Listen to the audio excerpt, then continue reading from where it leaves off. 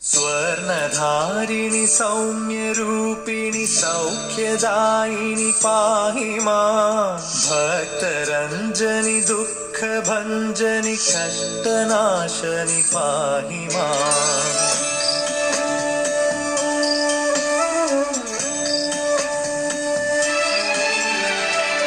कनकवर्षिणि दिव्यदर्शिनि नित्यहर्षिणि पाहि मां शक्तिकारिणि पापहारिणि लोकपालिनि पाहि मां